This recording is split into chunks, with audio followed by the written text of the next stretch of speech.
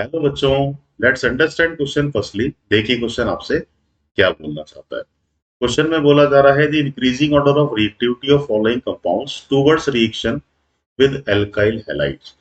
तो all are nitrogen containing compounds. अब देखिए कि जब भी इसको आप हैलाइड से रिएक्शन करा रहे हो तो halide shows characteristically SN reaction और ये अटैकिंग न्यूक्लियोफाइल के रोल में आएगा। तो रिएक्टिविटी हम किस रिएक्शन के रिगार्डिंग चेक कर रहे हैं? एसएन रिएक्शन के। तो हम ये कह सकते हैं कि जो रिएक्शन का रेट है, rate of alkylation is directly proportional to nucleophilic strength, and nucleophilic strength is all about electron density present on nitrogen atom. अब देखो कि ये सारे कंपाउंड न्यूक्लियोफाइल हो सकते हैं because all having nitrogen and all nitrogen having lone pair of electron.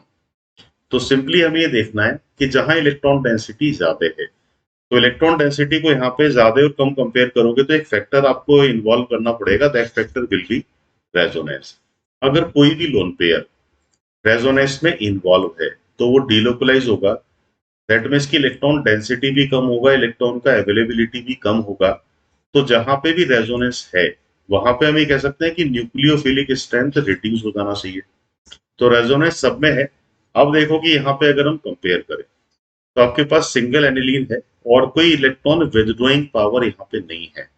लेकिन सी वाले केस में cyanide as a minus I minus R available है। बी वाले केस में आपके पास सीओ है माइनस आई माइनस आर, और ये तो डायरेक्टली इन्वॉल्व है रेजोनेंस में। एमाइड के केस में भी आपके पास सीओ कौन सी पावर शो करेगा? Minus I minus R. तो जितनी इलेक्ट्रॉन विदड्रॉइंग पावर्स हैं उतना ही इलेक्ट्रॉन डेंसिटी नाइट्रोजन पे रिड्यूस होगा। तो इस बिहाफ पे without any electron withdrawing power हम किसको सबसे ज्यादा स्ट्रॉन्गर न्यूक्लियोफाइल पिक करेंगे? डी को।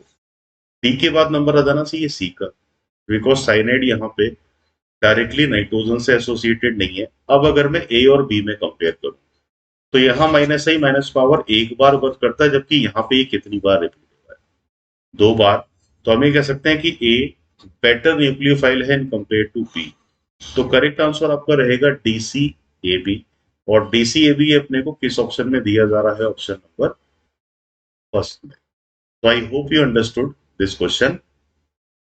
All the best.